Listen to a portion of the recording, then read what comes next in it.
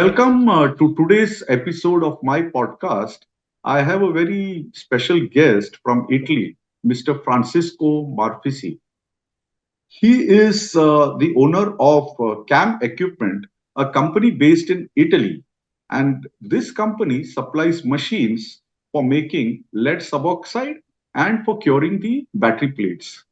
Actually, both these machines are very, very important because these decide how the active material is in the battery.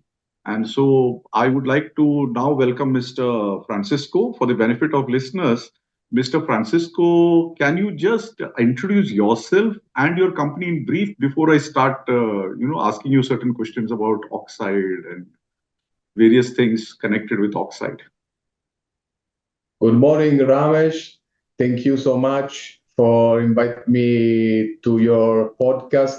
It's very important to share our knowledge about the lead battery and the lead battery industry. So I can introduce me. I am Francesco Marfisi, sales manager of CAM, an Italian manufacturer of lead oxide equipment and curing chambers. In the company born in 1967 from my uncle and my father. Then we have the second generation, and we are developing a lot of new patents on the lead battery industry, and we are making new innovation and new innovating machinery to save energy and to cut the emission in detail for the lead oxide production and curing chambers.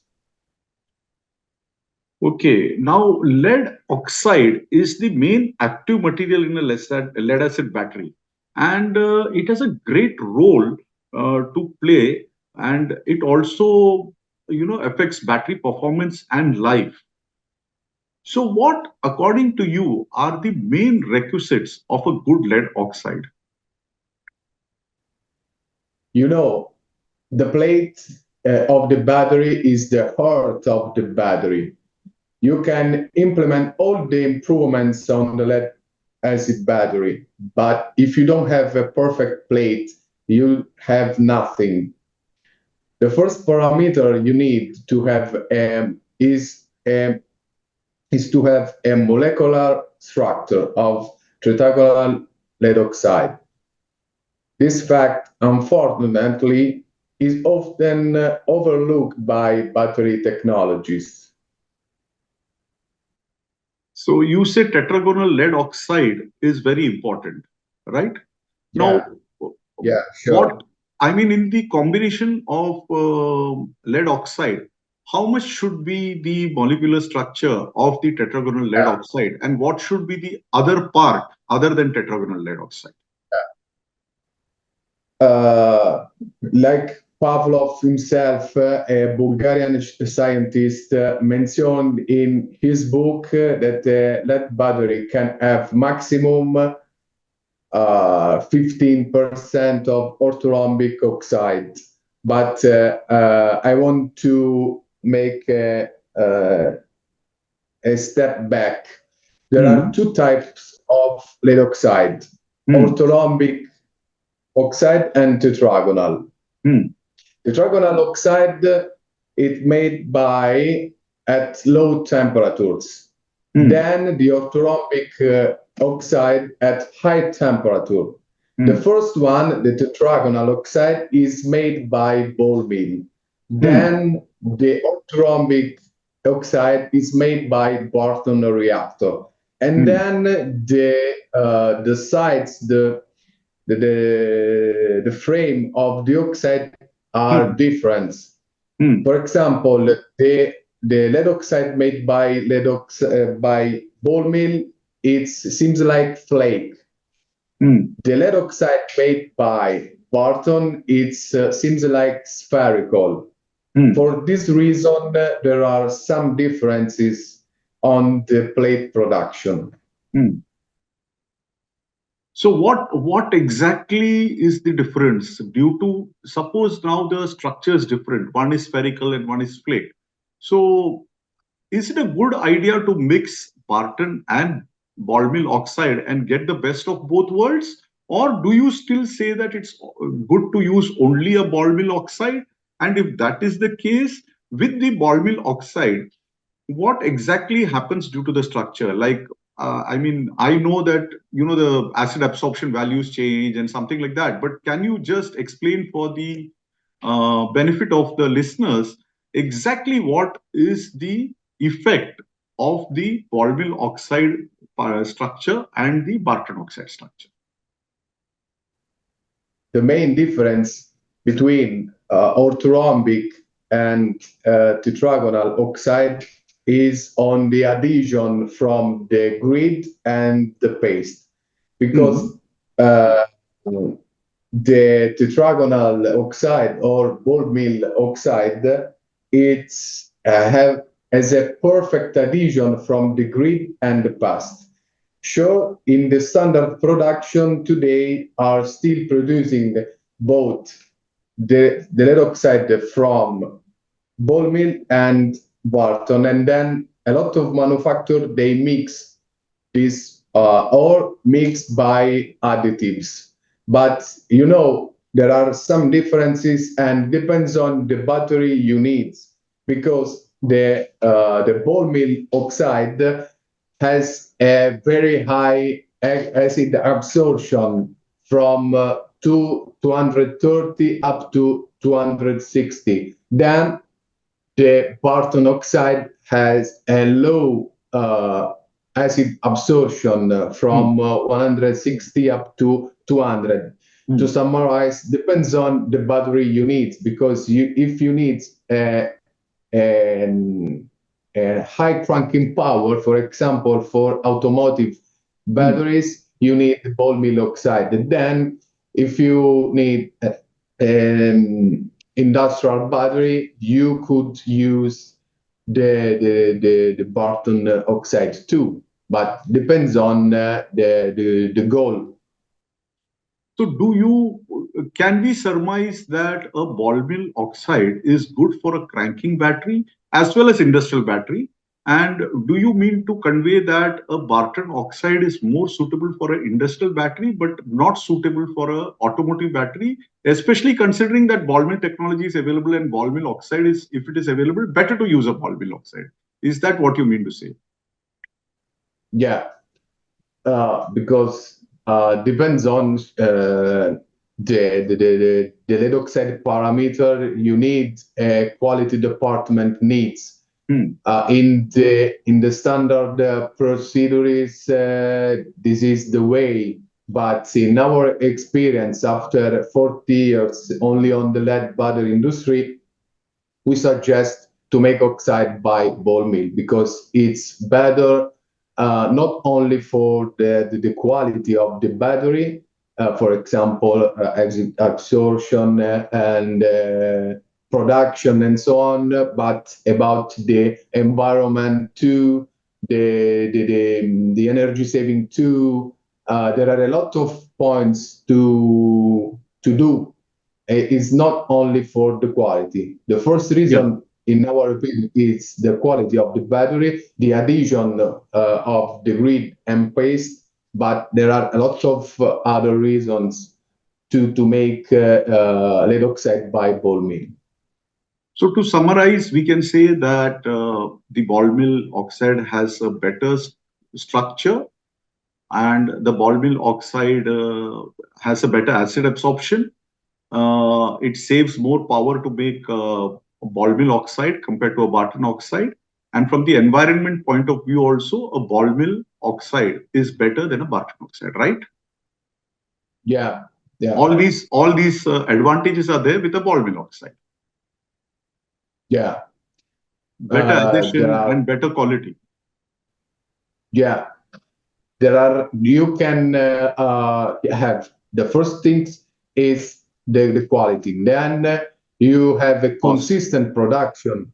This is another important point for the manufacturer, because you can manage your production in 1 year, in 2 years, in 3 years by the ball mill equipment, because today we have very detailed software, automated software can manage everything in detail. And That's the it. variation The must be great, probably in a narrow range. The variation of free lead content and all can be in a narrower range with a ball mill because you have yeah, better controls with the PLC and all these things, right?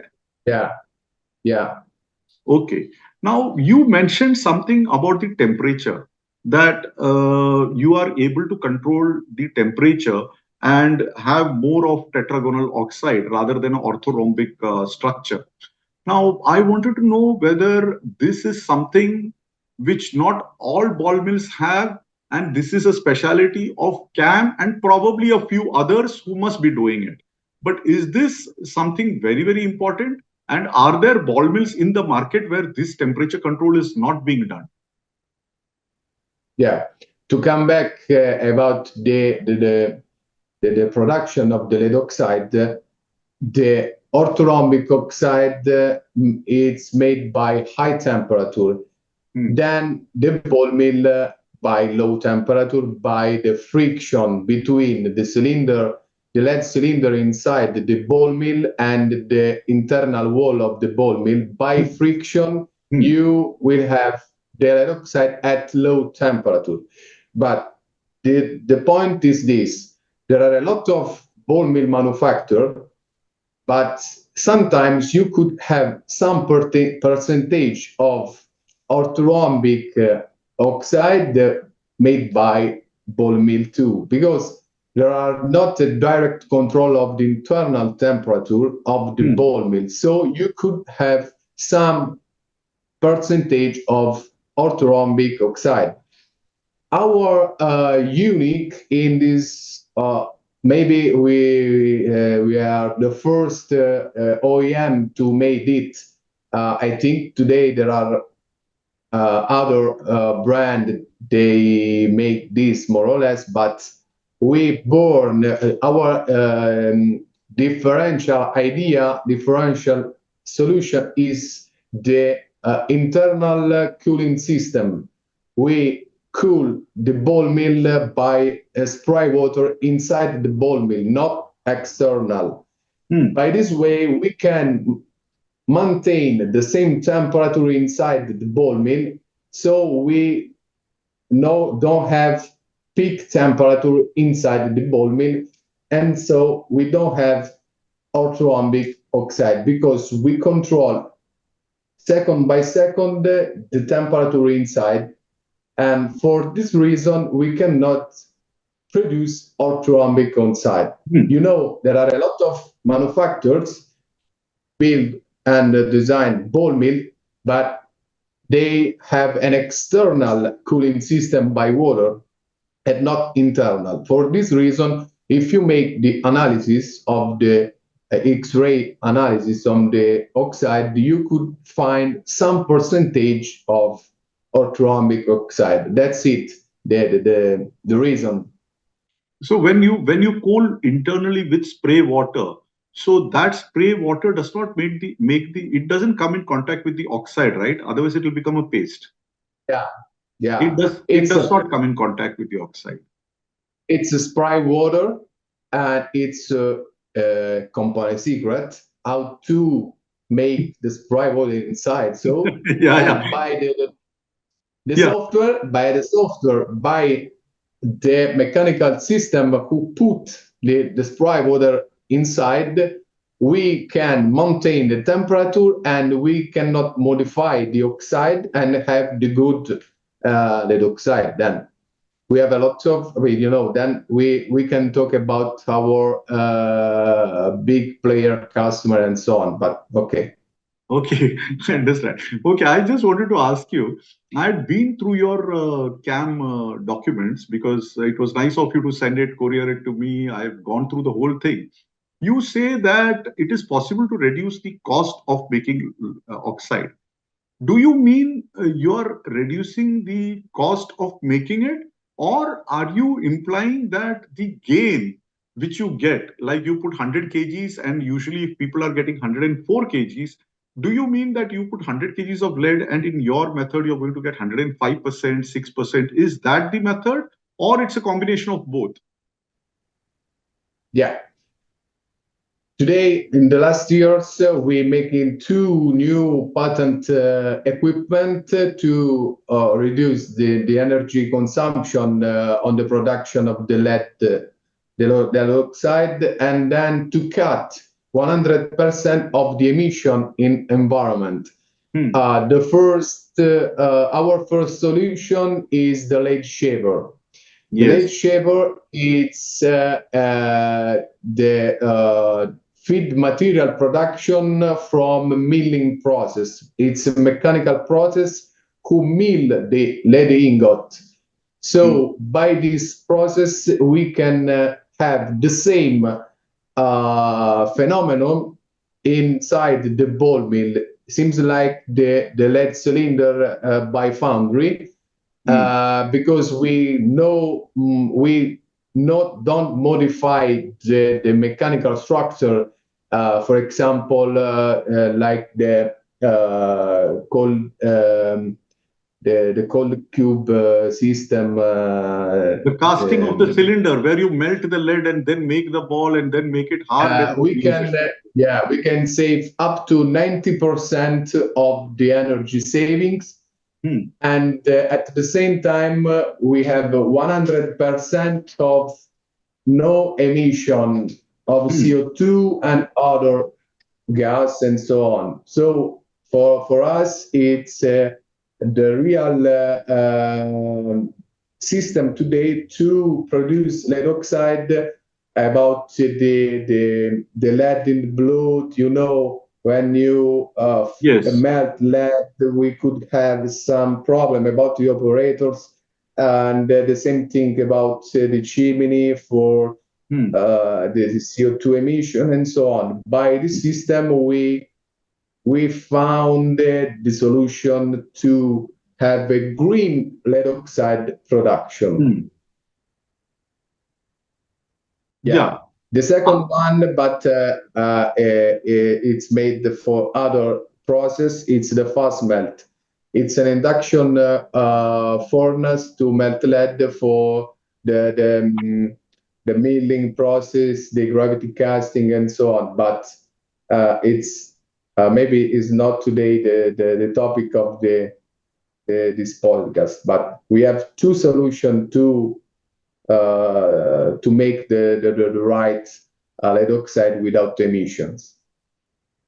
But is the lead shaver uh, a machine which consumes less electricity than a furnace and a casting machine put together? Yeah, good. Our we make a lot of studies and our R&D department with our customers found around 90% less than the standard production by melting pot, cylinder casting, and so on. Okay. And what is the smallest lead oxide mill that you produce, and what is the largest that you have produced till today or you're capable of producing? Our must-have is the 30 ton, our MOP 30. But we produce the small one is 14 ton, then 24 ton, and the 30 ton. So you We have have three sites. 14, 24, and 30. Yeah, So 14 tons per day, right? 13, no, 14 is the smallest. Yes, it is 14 tons per day in 24 hours. Yeah, sure, sure. Yeah. Yeah, And the largest one which you have produced till now is 30 tons per day. right. Okay. Now, is there a saving in power if somebody buys a ball mill and does not use the lead shaver? Other than improvement in quality with your oxide, is your oxide mill by itself also capable of saving power? in case the lead shaver is not taken along with it? Sure, you can use the standard because we produce two cylinder casting, melting pot, gas melting pot, electrical melting pot, inductive melting pot. We produce the cylinder caster, and so we can produce feed material how you want, how you need. It's the same for us. For the MOP ball mill, it's the same. It's the same whether you use this. But then is there a cost saving if somebody does not buy the lead shaver? If they buy only the normal casting and the oxide mill, does it also save cost? Yes, we in the past we found some energy savings on the melting pot by gas because we install the gas. It's energy saving by fumes. So we install the exchanger on top the melting pot, and we recover the fumes, and you could save up to 25% of energy saving, no more. In the normal, there is a 25% saving. It's quite high. Yeah. Okay. Now, do you have all the test facilities also for checking the oxide in-house, or are they done only by the customer, or are they done only by some outside agency? Or do you also make and test the oxide? We are OEM of lead oxide equipment. We don't have lead oxide production inside CAM, but at the same time, we tested all our machinery. We test everything before shipping, and then we make the startup in the customer plant up to the commissioning and so on. So do you make the oxide in your plant before shipping it with each and every body No, that you we make? cannot. You cannot. No, we cannot. We don't have the government regulation because we have an OEM and not battery producer, so we don't have the permission Yeah, but to of course, manage the land. there'll be standardized procedures, and you have already set how the machine needs to be made. So you're very confident that the machine will directly run when you fit it with the manufacturer, and you're confident about the production. Okay. Yeah. Now, when you claim something like tetragonal and orthorhombic, definitely you would have tested it probably on the product made at the customer premises or somewhere, and you are coming to this conclusion that the orthorhombic is less than 10%, right? How exactly is that test done? We made sometimes we have an university, a chemical university close to CAM headquarters in University of L'Aquila, and sometimes step by step we make some analysis on our lead oxide, and so we have we certified our molecular structure, and so for this reason we can say this point about the orthorhombic, tetragonal, and so on. Okay, so you have already tested it using the services of a university which is near your factory, right? Yeah. Okay. Now, I've gone through the testimonials of your customers, and I already have a link.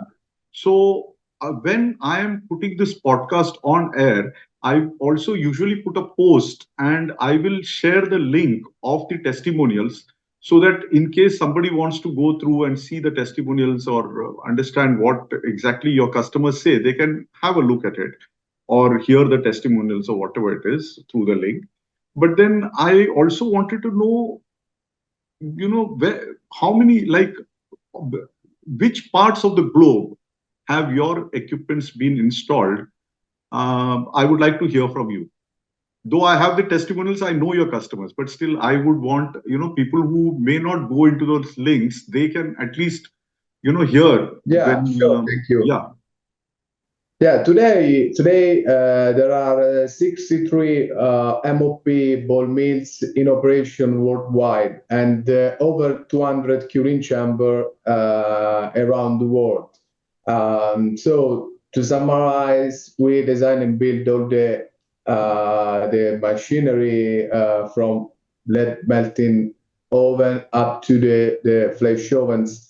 Uh, you have the testimonial link, and you can read or some of our testimonial. But there are a lot of testimonial, inside the CAM box. Uh, yes, to summarize, the most important customer PM. are FIAM in Italy, Excited Technology in Europe. There are over 10 plants in Europe, Moura, Brazil, Willard, Colombia, Stryton in USA, BIA in Germany, Banner, Austria. Uh, we have a lot of customer, and then we want to increase our business around the world. Now we are focused in Europe and America, but in the future we want to go in India and so on, because in India there are a lot of manufacturers, Yes, Exciting Industry, Amara Raja. yes. Now we are in contact with some manager, and I hope in the future to go to visit your country.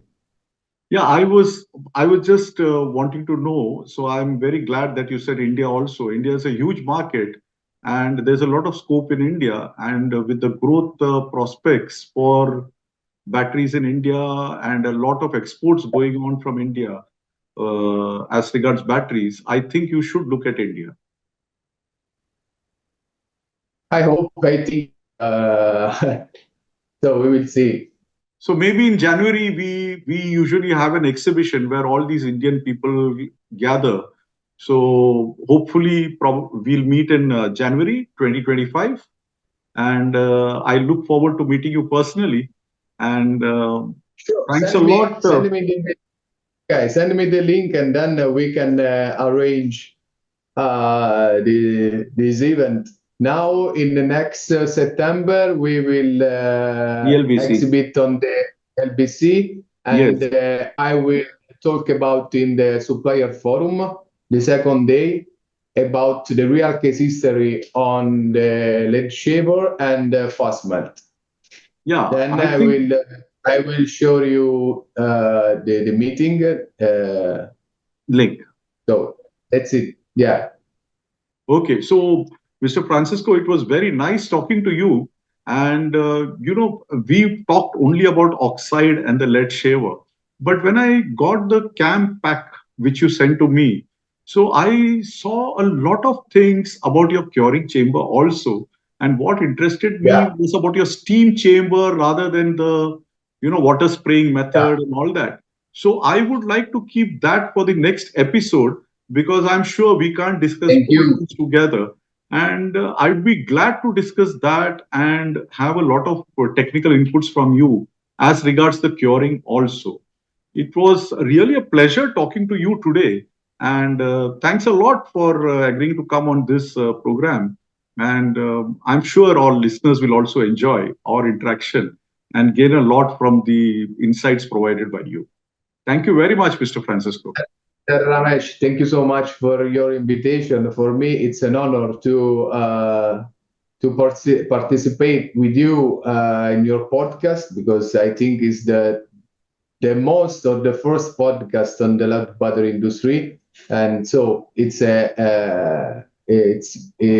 very important for all the decision maker who want to know better about the lead battery production. So thank you again.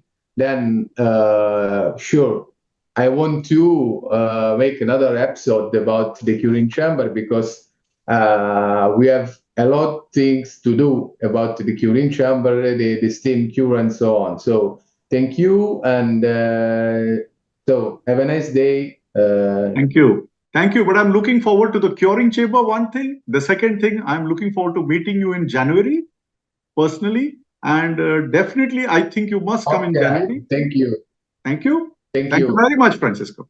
Thank you. Thank you, Mr. And have a Ramesh. nice day. Bye Bye. bye. Bye.